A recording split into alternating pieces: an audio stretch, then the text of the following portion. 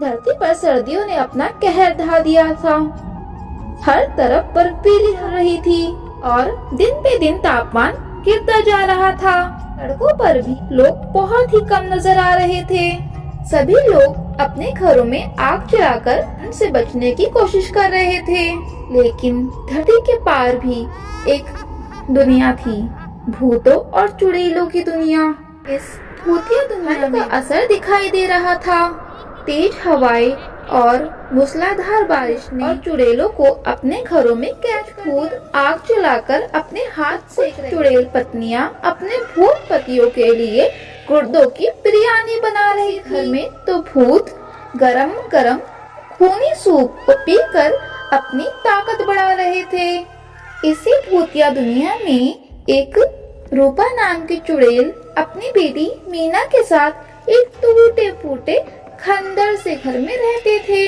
रूपा सिर्फ चंडाल के घर में नौकरानी का काम करती थी और अपना गुजारा कर रही थी। सेठ चंडाल एक बहुत ही कंजूस और कठोर हमेशा रूपा को डांटता और ताने देता रहता था। इन सब के बावजूद भी रूपा सिर्फ अपनी बेटी मीना के खातिर सब कुछ बर्दाश्त करती। एक सुबह जब ठंड अपने चरम पर थी, मीना ने रूपा से कहा, माँ आज क्रिसमस है, क्या आप जल्दी आ सकती हो?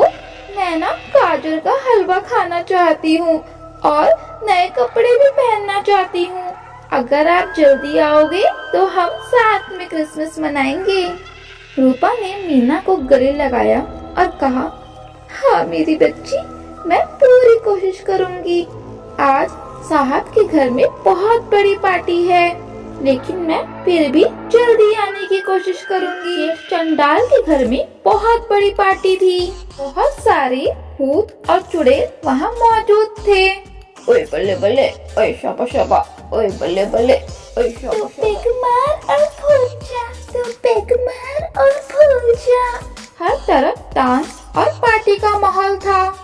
कुछ चुड़ैलें खून का ग्लास पकड़ के डांस कर रही थी, तो कुछ भूत भांगड़ा कर रहे थे। अरे भाई जल्दी से बर्फ गिरने लगे। क्यों, बर्फ गिरेगी तो क्या करेगा? अरे भाई मुझे मेरी गर्लफ्रेंड को प्रपोज भी तो करना है। बर्फ और प्रपोजल का क्या तालमेल? अरे तू कोरियन ड्रामा नहीं देखता क्या? उसमें हीरो कहता है, जब सर्दी की पहली बर्फ गिरेगी तब मैं अपने प्यार का इजहार करूंगा, और हीरोइन उसके प्यार में पागल हो जाती है। इसलिए मैं भी अपने प्यार का इजहार पहली बर्फ में करूंगा और मेरी चंपा डार्लिंग बहुत खुश हो जाएगी। अरे तो इसको तो प्रेम रोग हो गया है। सभी भूत और हंसी मजाक कर रहे थे। रूपा अपना काम जल्दी खत्म करने की पूरी कोशिश कर रही थी, लेकिन पार्टी काफी देर तक चली, जिसकी वजह से रूपा बहुत ही ज्यादा लेट हो गई। रूपा जब अपने घर पहुंची तब मीना गुस्से से टमटमाए होकर उसका इंतजार कर रही थी। माँ आप इतनी लेट आई हो, आपको तो मेरी कोई परवाह नहीं है। आप खुद देखो कितना लेट हो चुका है। मेरी सारी दोस्त सभी पार्टी करने के लिए जा चुकी हैं। मैंने आपसे क्या मांगा था? सिर्फ इतना ही ना कि आप जल्दी आ सको, लेकिन आपको मेरी कोई परवाह नहीं है। मैं आपसे बात तक नहीं करना चाहती। मुझे तो ऐसा लगता है कि आप मुझसे प्यार ही नहीं करती हो।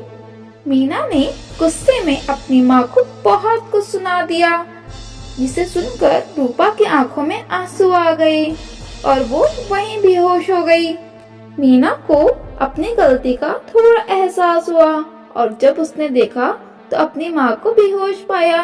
मीना जल्दी से वहाँ गई और देखा कि उसकी माँ का शरीर पूरी तरह से तप रहा है, तेज बुखार है। रूपा पूरे दिन काम कर रही थी ठंड में, जिसकी वजह से उसकी तबीयत खराब हो गई थी। मीना ने रूपा को सुला दिया और आग जला के उसके शरीर को गरमास दी। रात में रूपा के घर में एक चुड़ैल आ गई।